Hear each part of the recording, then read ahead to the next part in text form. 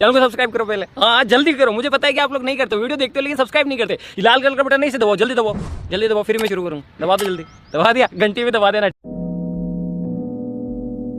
नमस्कार दोस्तों, आज हम एक इम्पोर्टेंट और इंटरेस्टिंग टॉपिक डिस्कस करेंगे। G7 देशों को इंडिया की जरूरत क्यों है और यह जरूरत किस तरह के डिफरेंट पहलुओं और नजरिए पर बेस्ड है। G7 countries basically top economic powers हैं और इंडिया एक उभरती हुई इकोनॉमिक सुपर पावर है। तो चलिए समझते हैं कि G7 देशों के लिए इंडिया क्यों इम्पोर्टेंट है। G7 ग्रुप ऑफ 7 दुनिया के 7 मोस्ट डेवलप्ड इकोनॉमीज का ग्रुप है। United states of America, Canada, France, Germany, Italy, Japan और यूनाइटेड किंगडम। ये देश ग्लोबल इकोनॉमी, ट्रेड और पॉलिटिक्स में मेजर रोल प्ले करते हैं। वहीं इंडिया दुनिया की सबसे बड़ी डेमोक्रेसी और तेजी से ग्रो करती हुई इकोनॉमी है। Market and trade.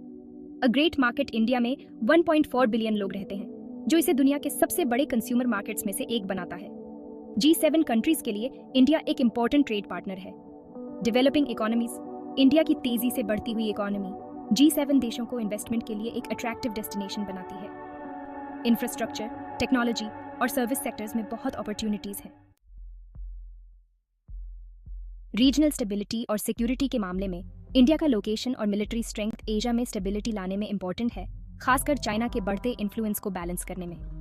G7 देशों के लिए इंडिया एक इम्पोर्टेंट पार्टनर है जो ग्लोबल टेररिज्म और सिक्योरिटी चैलेंजेस का सामना करने में हेल्प कर सकता है।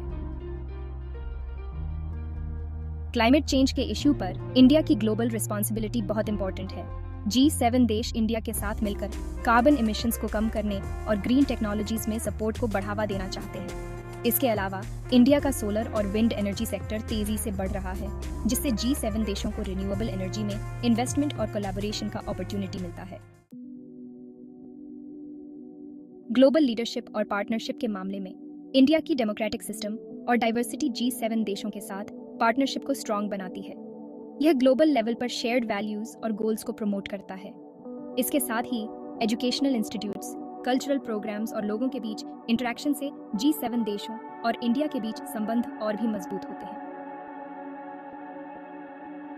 तो दोस्तों, G7 देशों को इंडिया की जरूरत कई अलग अलग रीजन से है, चाहे वो इकोनॉमिक हो, जियोपॉलिटिकल हो, एनवायरमेंटल हो या कल्चरल हो। इंडिया और G7 कंट्रीज के बीच कोलैबोरेशन और पार्टनरशिप फ्यूचर में और भी इम्पोर्टेंट हो सकती है। अगर आपको यह इन्फॉर्मेशन यूजफुल लगी हो तो प्लीज़ इस वीडियो को लाइक और शेयर करें और हमारे चैनल को सब्सक्राइब करें ताकि आप आगे भी ऐसे ही इम्पोर्टेंट टॉपिक्स पर इन्फॉर्मेशन पा सकें। धन्यवाद।